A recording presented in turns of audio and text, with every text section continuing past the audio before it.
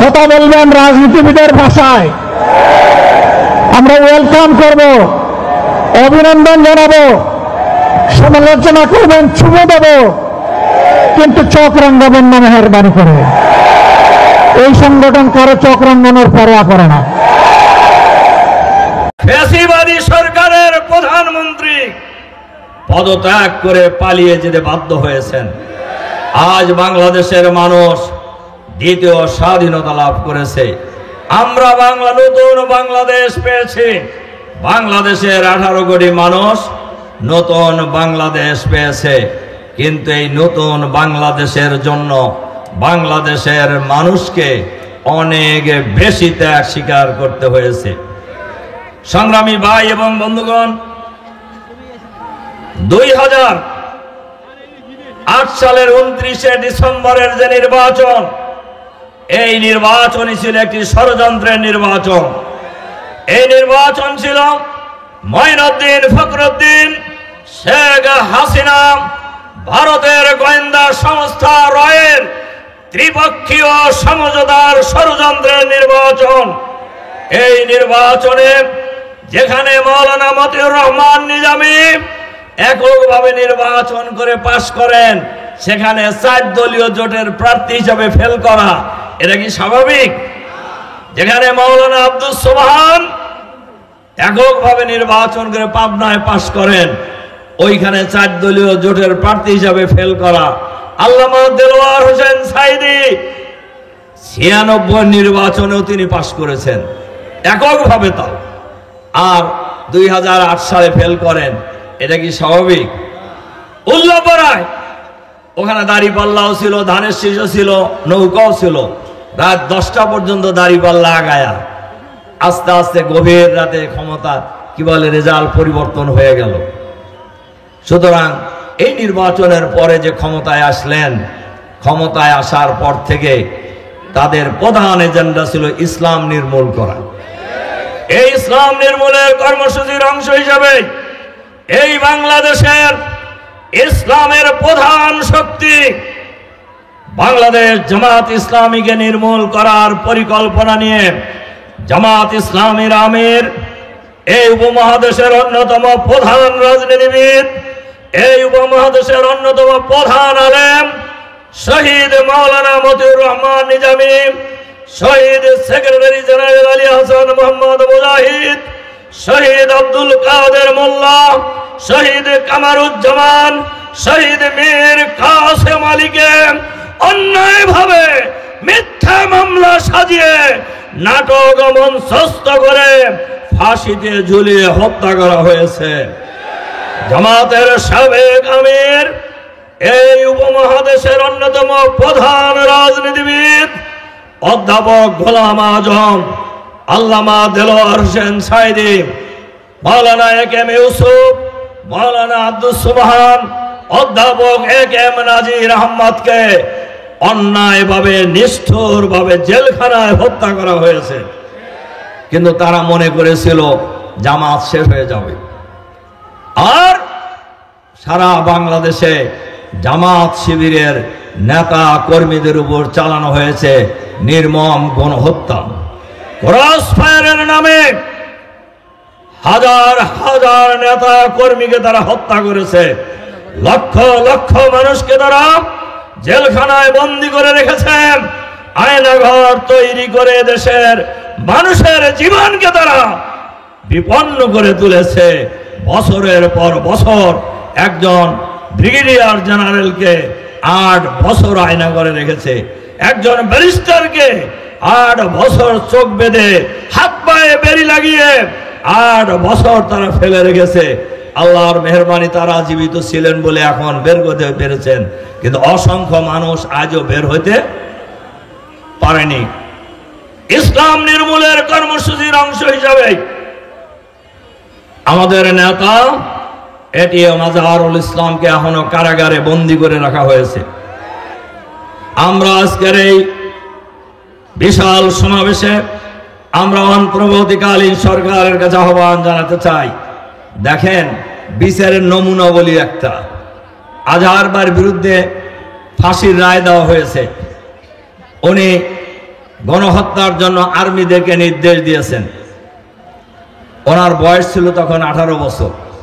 18 বছরের ছেলে মেয়ে আপনাদের বাড়িতে নাই? আছে না? বেলকুচিতে নাই 18 বছরের বয়সের মানুষ? 18 বছরের একটা ছেলের কথা মেজর জেনারেল, আর্মির জেনারেলরা শোনে? আবার এইটা গণহত্যার যে নির্দেশ দিতেছেন, এইটা শুনছে কে, এখানে দেখছে কে? এক মহিলা যিনি সাক্ষী ছিলেন, তিনি জন্মগ্রহণ করছেন 74 সালে। আমার কথা কি আপনারা বুঝতেছেন কিছু? 74 সালের জন্মের মহিলা 71 সালে দেখছে যে আজহারুল ইসলাম আর্মিদেরকে নির্দেশ দিতেছে, এবং সে মামলায় আজহারুল ইসলামকে ফাঁসি দেওয়া হয়েছে।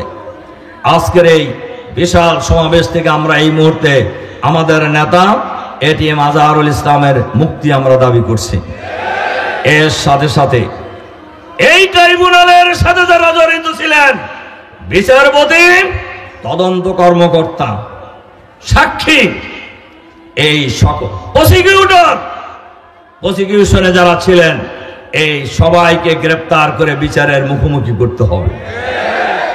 সংগ্রামী ভাই এবং বন্ধুগণ, ইসলাম নির্মূলের অংশ হিসাবে শাপলা চত্বরে ঘুমন্ত আলেমদের উপরে গুলি চালিয়ে গণহত্যা চালানো হয়েছে। ইসলাম নির্মূলের অংশ হিসাবে দেশপ্রেমিক 57 জন সেনা কর্মকর্তাকে নির্বিচারে হত্যা করা হয়েছে গুলি করে।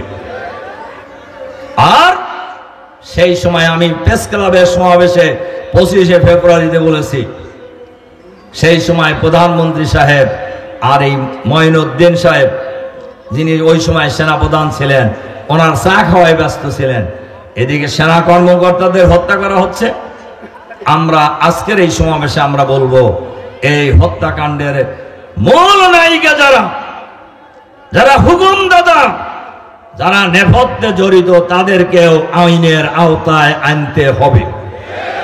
সংগ্রামী ভাই এবং বন্ধুগণ, আজকে বলছিলাম যে আজ এই স্বাধীনভাবে স্বাধীন বাংলাদেশ, নতুন বাংলাদেশ পাওয়ার ক্ষেত্রে বাংলাদেশের যুব সমাজ, বাংলাদেশের ছাত্র সমাজ বৈষম্য বিরোধী ছাত্র আন্দোলনের ব্যানারে কোটা সংস্কারের যে আন্দোলন করছিলেন, এই আন্দোলন কোন সরকার পতনের আন্দোলন প্রথমে ছিল না, কিন্তু এই আন্দোলনও তাদের সহ্য হয় নাই।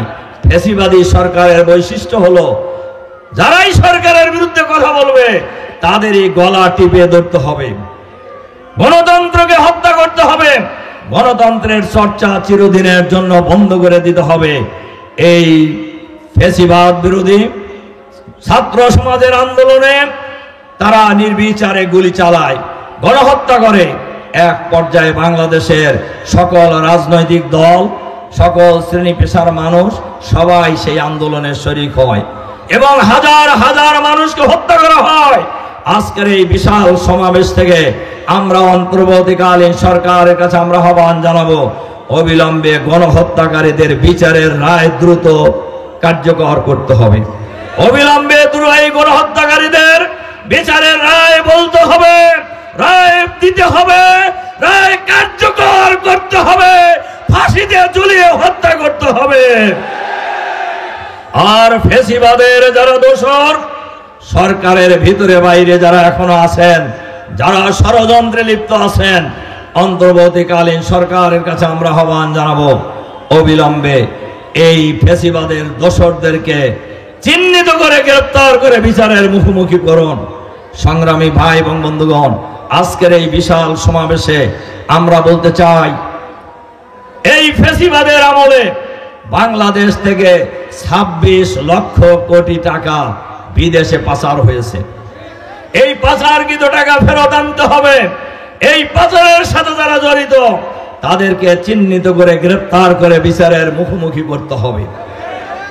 সংগ্রামী ভাই এবং বন্ধুগণ, আমরা আজকের এই সমাবেশে আমরা যে কথা বলতে চাই, বাংলাদেশ জামাত ইসলামী বাংলাদেশে একটি চাঁদাবাজ মুক্ত সমাজ, দুর্নীতি মুক্ত সমাজ, দখলবাজ মুক্ত সমাজ, নৈরাজ্য মুক্ত সমাজ, দুর্নীতি মুক্ত সমাজ, আধুনিক মানবিক ইসলামের কল্যাণ রাষ্ট্র আমরা কায়েম করতে চাই।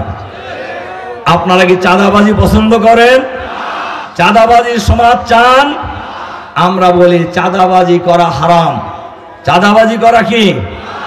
ভিক্ষা করা হালাল। যারা চাঁদাবাজি করেন প্রয়োজনে ভিক্ষা করেন আপনারা, কিন্তু বাংলাদেশের মানুষের সম্পদ নিয়ে আর সিনেমিনি খেলতে কাউকে দেওয়া হবে না। আপনারা বাংলাদেশের মানুষের শান্তি কেড়ে নেবেন, আর বাংলাদেশের মানুষ দেখবে এইটা হতে পারে না।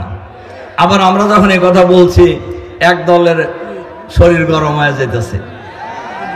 আমরা তো আমরা কারোর নাম কই নাই। আমি কি কারোর নাম বলছি? হ্যাঁ, বাংলাদেশের অধিকাংশ মানুষ চাঁদাবাজি পছন্দ করে না। ভিক্ষা করেন দরকার হলে, যদি পয়সার এত দরকার হয়। সংগ্রামী ভাই এবং বন্ধুগণ, জামাত ইসলামী যদি বাংলাদেশের গ্রামে গঞ্জে শহরে নগরে বন্দরে চাষটল থেকে সচিবালয়ে একটি আওয়াজ উঠেছে, সব দল দেখা শেষ, জামাত ইসলামীর বাংলাদেশ। তখন প্রশ্ন আসছে, ইসলামী রাষ্ট্র যদি দেশে হয়ে যায় তাহলে মহিলাদের কি হবে, অমুসলিমদের কি হবে? আমরা বলি ইসলামী রাষ্ট্র হলে মহিলারা সবচাইতে বেশি নিরাপদ। তারা বলেন, প্রচার করেন, জামাত যদি ক্ষমতায় যায় তাহলে মহিলাদেরকে ঘরে ঢুকায়া কালো বোরকা পরাইব। তাদের কথায় মনে হয় যে জামাত মনে হয় 50 লাখ বোরকা বানায় রাখছে আর কি। আমরা বলি আমাদের বক্তব্য খুবই পরিষ্কার, যারা ইসলামের বক্তব্য, জামাত যদি এরা সরকার গঠন করে তাহলে মহিলাদের জন্য আলাদা স্কুল থাকবে, কলেজ থাকবে, বিশ্ববিদ্যালয় থাকবে, বিসিএস অফিসার দেবে, বিসিএস পরীক্ষা দেবে, মেডিকেল কলেজ থাকবে, ব্যাংকের ম্যানেজার হবে আমাদের বোনেরা ইনশাআল্লাহ। তাহলে পুরুষের সাথে লাইন ধরে ধাক্কা ধাক্কি করে ব্যাংক থেকে টাকা উঠাতে হবে না। আর স্কুল কলেজ আমরা একটু আলাদা করে দেব, তাহলে একজনের মেয়ে আর একজন পালায় যাওয়ার নিয়ে পালানোর সুযোগ থাকবে না। আপনারা এরকম একটা সমাজ চান না? আমার ধারণা মা বোনেরা এরকম সমাজ চায় না। আমার মনে হয় মা বোনেরাই সবচেয়ে বেশি চান এরকম একটা সমাজ। আমরা বলি আল্লাহ রসুল যেমনি বলেছিলেন, ইসলাম প্রতিষ্ঠিত হলে সানা থেকে হাজরা মৌত পর্যন্ত একজন সুন্দরী রমণী একাকী চলবে, তার সতীত্ব হরণ করার কোনো দুর্বৃত্ত এই সমাজে খুঁজে পাওয়া যাবে না। আর আমরা বলি বাংলাদেশে যদি ইসলামী রাষ্ট্র প্রতিষ্ঠিত হয়ে যায়, টেকনাফ থেকে তেঁতুলিয়া, রূপসা থেকে পাথুরিয়া, 56,000 বর্গ মাইলের এই বাংলাদেশে একজন সুন্দরী রমণী একাকী চলবে, তার সতীত্ব হরণ করার কোনো দুর্বৃত্ত এই সমাজে খুঁজে পাওয়া যাবে না ইনশাআল্লাহ। এরকম একটা সমাজ আপনারা চান না? আমরা চাই। সংগ্রামী ভাই এবং বন্ধুগণ, অমুসলিম ভাই বোনদের জন্য বলতে চাই, জামাত যদি সরকার গঠন করার সুযোগ পায় তাহলে একজন মুসলিম নাগরিক যে অধিকার পাবে, একজন অমুসলিম নাগরিকও সেই অধিকার পাবে। একজন মুসলিম নাগরিক যেমন তার ধর্মীয় অধিকার পাবে, একজন অমুসলিমও তার সকল ধর্মীয় অধিকার পাবে।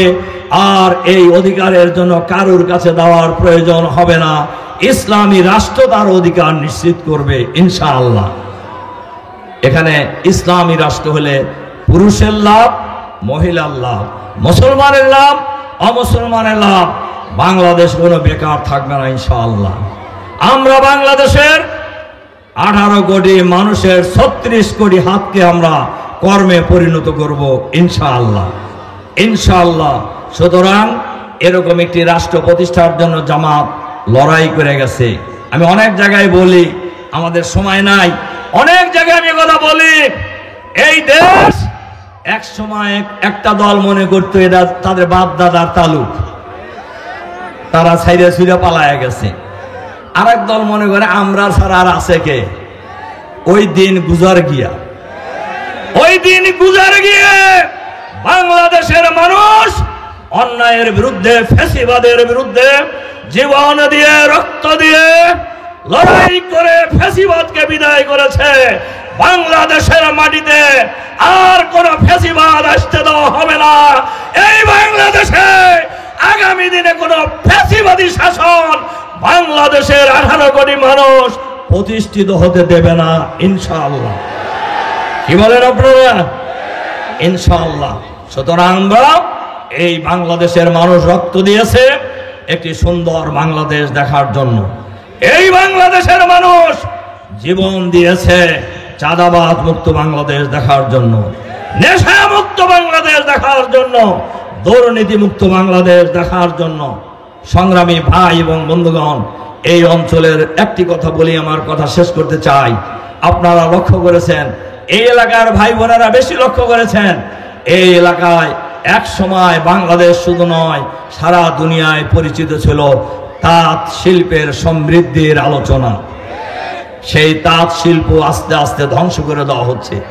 আজকের এই সমাবেশ থেকে আমরা অন্তর্বর্তীকালীন সরকারের কাছে আহ্বান জানাতে চাই, বস্ত্র মন্ত্রণালয়ের যিনি দায়িত্ব আছেন তার কাছেও আমরা অনুরোধ জানাতে চাই, তাঁত শিল্প এই অঞ্চলের মানুষের রক্তের সাথে ঐতিহ্যের সাথে জড়িত আছে। সুতরাং এই শিল্পকে আবার দাঁড়ানোর জন্য সরকারের পক্ষ থেকে সকল ব্যবস্থা গ্রহণ করতে হবে।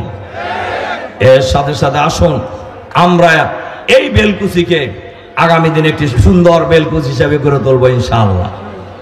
আর এজন্য আমাদের প্রিয় নেতা, যাকে আপনারা সবাই চেনেন, চেনেন না আপনারা? কে? হ্যাঁ, কে? আলী আলম সাহেব।